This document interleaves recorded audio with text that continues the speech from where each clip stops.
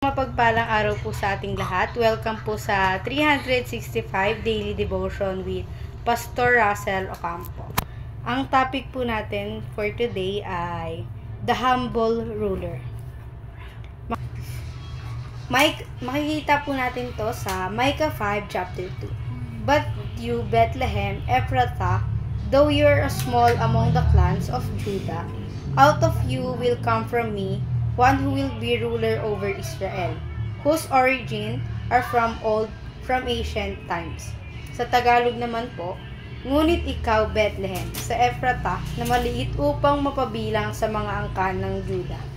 Mula sa inyo ay lalabas para sa akin ang isa magiging pinuno sa Israel na ang pinagmulan ay mula ng una, mula na ang walang hanggan.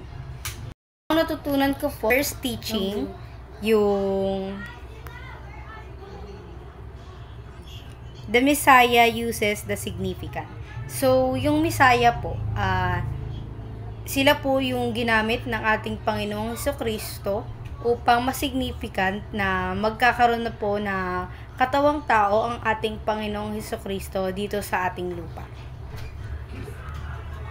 Sa second teaching naman po, Messiah display utmost humility.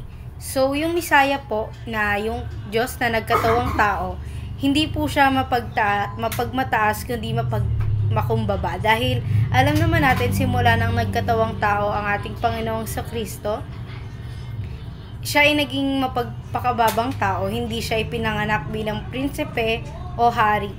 Pagkos ay pinanganak siya sa isang mababang pamilya na mula kay Maria. So, sa third teaching naman po, yung the Messiah is eternal wrapped in mortal. So, alam naman po natin na ang Panginoong Jesucristo ay galing sa langit na nagkatawang tao na ipinanganak ni Maria. So, alam naman natin na kahit namatay dito si Jesucristo sa lupa at pinako sa krus, alam natin na meron siyang walang hanggang buhay sa langit.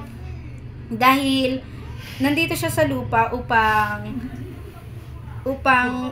maging kabayaran sa lahat ng ating kasalanan at magkaroon ng dugo mula sa kanya. Sa application naman po, sa first application, believe that in Christ you are significant. So, maniwala tayo na mula tayo sa ating Panginoong Jesucristo at ang dugo natin ay mula sa Kanya na nagbibigay ng walang hanggang buhay sa atin. Sa second application naman po, follow Jesus' humble leadership. So, alam naman natin na mapagpakumbaba ang ating Panginoong Jesucristo bilang isang leader sa atin. So, kung maging example tayo, kagaya ng ating Panginoong Jesucristo na kahit anak siya ng ating Panginoong Jesucristo, siya ay isang nagbugtong na anak, hindi niya itinaas ang kanyang sarili, bagkos ay ibinababa niya ang kanyang sarili at hindi nagiging mapagmataas sa iba. Sa third application naman po, wrap yourself with Christ humility. So, tayong mga tao, ibalot natin ang ating sarili sa kabutihan ng Diyos at sa pagiging mapagpakumbaba niya upang sa gayon ay ma-embrace natin yung ugali na pagiging mapagpakumbaba ng ating Panginoong Jesucristo. So, proceed naman po tayo sa ating discussion. How can you practically wrap yourself in Christ's humility?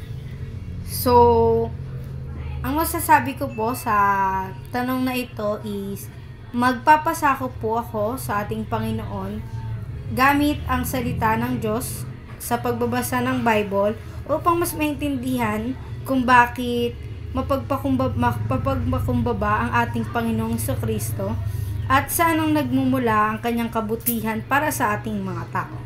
Ayun lamang po at maraming salamat.